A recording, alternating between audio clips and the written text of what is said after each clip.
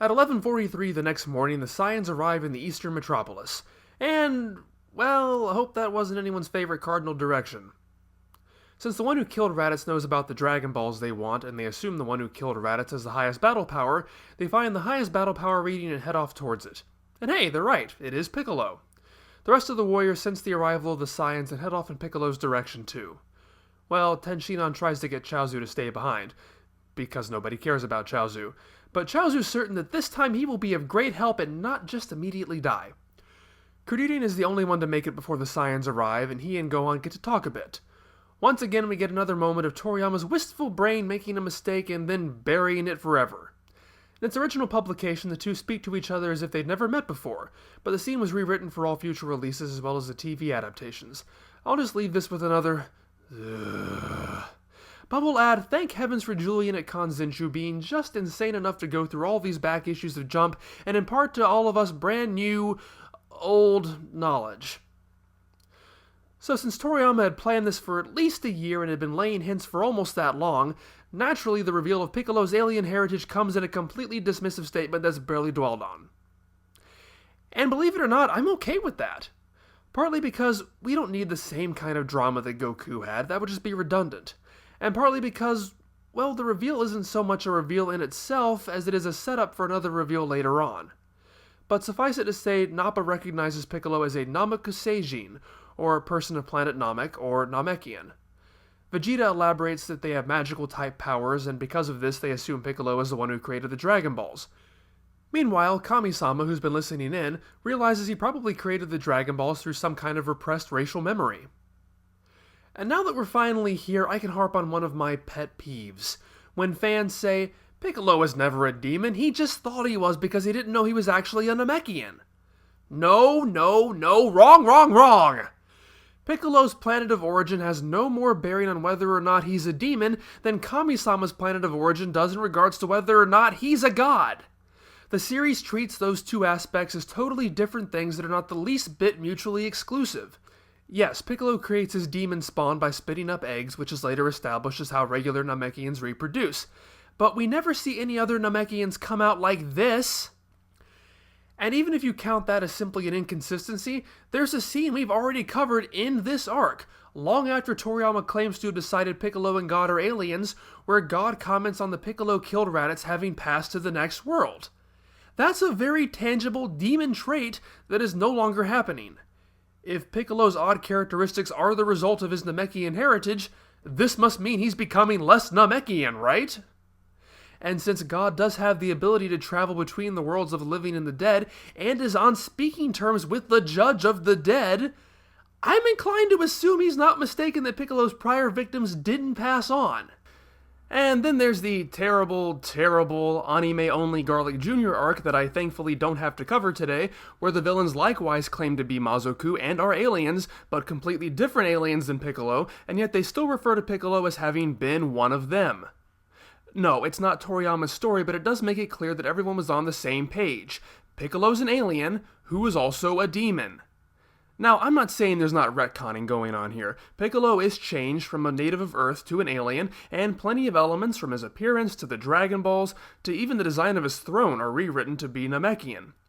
What I am saying is the rewrite doesn't wipe away his demonic origins because Toriyama makes it explicit that that's not the case. It seems to me fans who want to claim that he was mistaken for a demon are ones who aren't familiar enough with the early material to understand just what it is that makes Piccolo different from other Namekians, or, and I hate to have to say it, fans of the English dub, wherein these concepts were never really properly translated in the first place. When Piccolo denies that he created the Dragon Balls and refuses to say any more about them, the Saiyans prepare to beat the truth out of him, and so the final fight begins. But you might be surprised if I told you the final fight consists of about half the arc.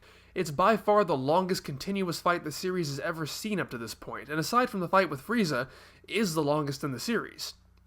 Usually I find it pretty hard to talk about fights in this series because so little happens narratively. I don't really know what to say. Commentating each individual attack just seems tedious to me, and, as I like to say in the comments, this is Dragon Ball dissection, not Dragon Ball plot synopsis. But then when the fights take up so much space, I really can't gloss over them either without making it seem like I'm skipping huge chunks of the manga. But the two things that are great about this fight, or series of fights, are that it's very well organized and that a lot is happening internally. This fight can be divided into three sections: the fight before the 3-hour break, the fight after the 3-hour break, and the fight with Vegeta. And that's not my invention, the story very clearly delineates it this way. Not only does that make the fight much easier to digest and easier to remember, it also makes it much easier for me to discuss. But while I'm assuming almost everyone watching this knows this already, I will very briefly summarize each section just to make sure we're all on the same page. In the first section of the fight, Vegeta and Nappa plant their own warriors called Saibai-men. Well, strictly speaking, they say Saibai-man with no plural form. Saibai is literally the Japanese word for cultivation, leading to Viz referring to them as cultivars, and Funimation just completely missing the point and calling them Saiba-men. Tenshinhan and Chaozu show up, followed by Yamcha. With the hero's number equal to that of the Saibai-men, they decide to fight one-on-one. Tenshinhan fights his and wins. Yamcha goes next, seemingly defeats his, but it leaps out of the crater and self-destructs, killing them both. Piccolo and an enraged Kuririn finish off the remaining four. Nappa enters the fight, knocking off Tenshinhan's arm. Chaozu latches himself onto Nappa's back and self-destructs, killing himself, but leaving Nappa unscathed. Piccolo recruits Gohan and Kuririn to catch Nappa off guard. Piccolo and Kuririn get their hits in, but Gohan panics. With Nappa's attention diverted, Tenshinhan fires a one-handed Kikoho, but it does little more than kill himself. And at this point, Vegeta, who has heard the heroes mention Goku and figures out that it's Kakaroto, calls a timeout to see if Goku will show up. This whole section is pretty excellent. There is a very clear sense of progression, from the Saibai-men to Nappa to the heroes being picked off one by one. The tone also steadily and very clearly shifts. At the beginning, the mood is calm, relaxed, almost too much so. In fact, they all come across as a little cocky. But that's understandable. People about to engage in stressful situations tend to act in ways to alleviate the tension. And it's those little human moments where the characters get to just interact with each other, like Kuririn reacting to Gohan's comment that Goku had called him short, or before the rewrite, assuming that Goku referred to him as a pinball head, that really sell the camaraderie between these characters and make the eventual slaughter of them all the more poignant. It feels more like a war movie with troops marching into likely death than the general feel of later Dragon Ball fights that's often just superpowered people doing superpowered things. To be fair, aside from just breaking the tension, the characters have reason to feel pumped up. The Earthlings just got finished training with God and are eager to show off the results of their hard work. They now have Piccolo, of all people, fighting alongside them, and Goku's supposed to be back with crazy afterlife training. And they don't really know what to expect. Ignoring Piccolo, only Tenshinhan has really fought in a battle to save the world scenario before, seeing as how Chaozu and Kuririn died early on and Yamcha was incapacitated. Piccolo is more somber, owing to his no-nonsense attitude in general, but then again he's also the only one of this group who's really fought a Saiyan before, so he has all the more reason to be a bit more reserved. He's the only one who objects to the one-on-one Saibai-man game the Saiyans want to play. The rest are willing, and Kuririn even encourages it, thinking it will buy them more time for Goku to arrive. They are treating it almost like a tournament, because that's what they're used to. It's only when Yamcha dies that the reality hits everyone for the first time. This isn't a game, at least not for them. This is a battle, and people can and will be dying. By the time Tenshinhan has died, the mood has turned to complete despair, Kuririn actually lamenting that all their friends are dying one by one and begging for Goku to hurry up and get there. And the situation seems completely hopeless. Even with the Saibai-men, they've made it through with only one casualty and without too much difficulty. But Nappa seems impossible to defeat. Tenshinhan literally gives everything he has in fighting him, and all it does is crack Nappa's armor. They are doomed, and they know it. Even during the 3-hour break, they're reprieve. They know they can't even run away. And this complete dread doesn't come from a constant one-upmanship of transformations and overwhelming attacks like in later Dragon Ball fights. And I'm glad, because I feel that method, quite frankly, sucks at creating such a mood. It becomes frustrating being constantly told, "Oh, this is the best, strongest thing in the world, guaranteed to beat the enemy," only for it to accomplish nothing. Here, Toriyama doesn't try to fake us out over and over again. Instead, he builds up just enough optimism in our heroes during each new strategy that it gives a realistic sense of hope, followed by a realistic sense of dread when it fails. Less is most definitely more. As for the deaths of the characters themselves, I think they're all handled very well.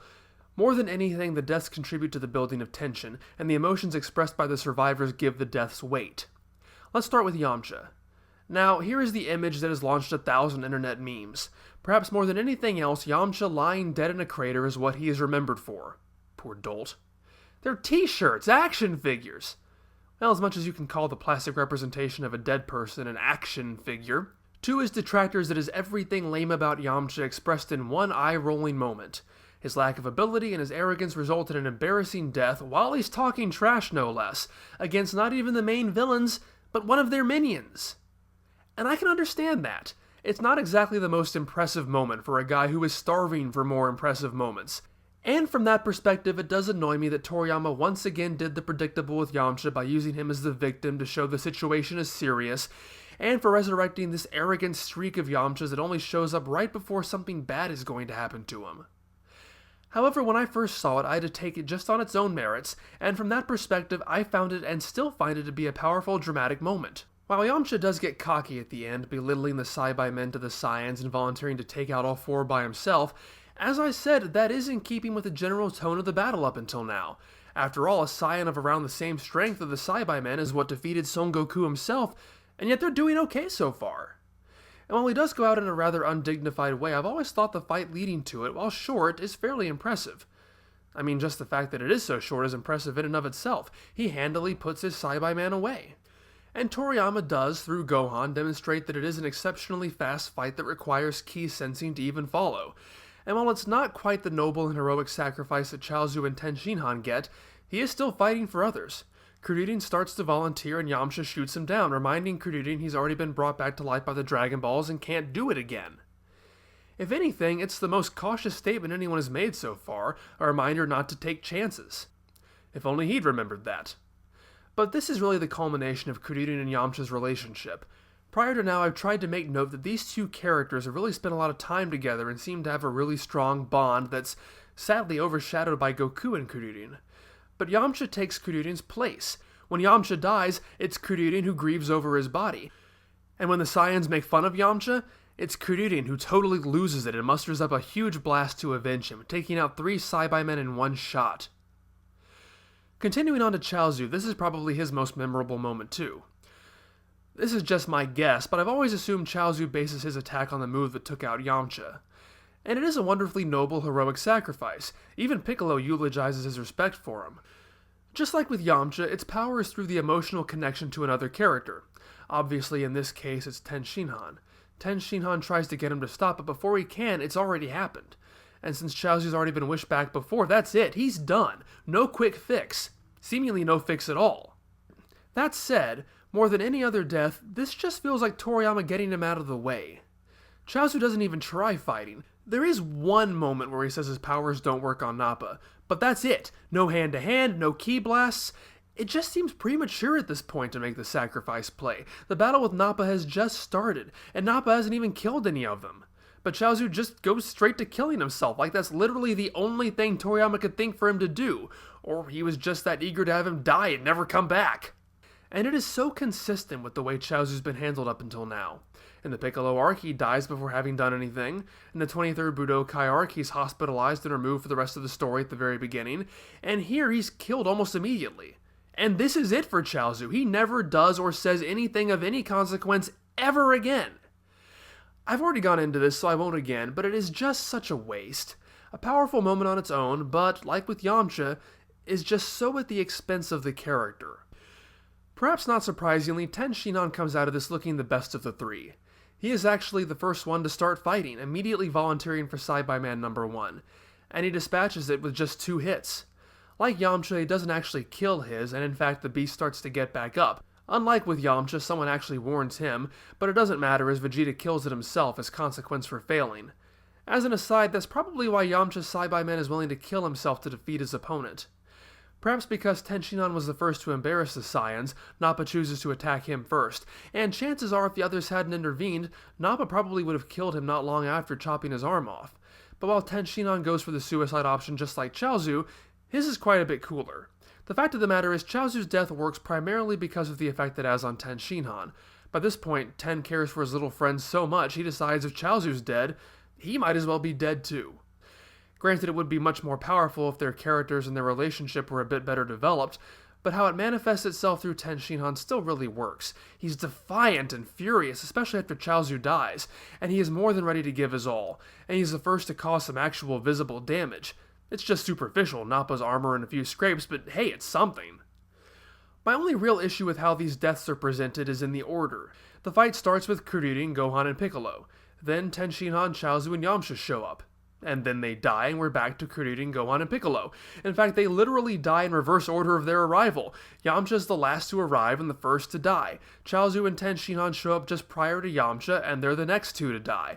It's almost as if Toriyama was thinking, well, I want to focus on these three characters, and the rest of them can just show up and be cannon fodder. So my biggest regret in the way this is handled is just how on the nose it ends up being. Mix it up a little. And so we end this section with the break. It could be argued that it's rather pointless. It happens so fast that there's no time to draw up the question of, is Goku going to make it in time? Because it's basically little more than, we're going to take a break. Doodly doodly doodly. Well, break's over. Let's start fighting again.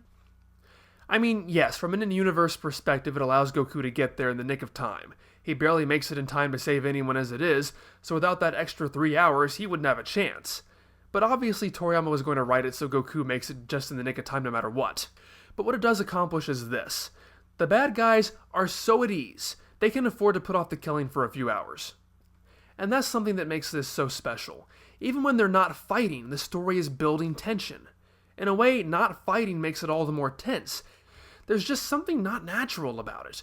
When confrontation erupts into full-fledged violence, it's because of unchecked emotions boiling over into something almost uncontrollable.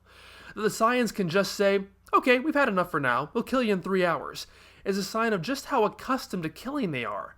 There's no malice, it's just business. And it is so good for the pacing. Uninterrupted action for too long just gets boring. It all starts to run together. But dividing it into chunks with moments like this where the fighting stops provides the narrative varying emotional levels. We need a breather. The characters need a breather. It gives each section its own identity. And when the action does rev up again, it feels exciting and fresh, not like it's overstaying its welcome. So the 3 hours have passed, and Kuririn, Gohan, and Piccolo once again have to face Nappa, who so far has walked through their friends like they were made of wet toilet paper. But I'm sure things are going to go much better this time.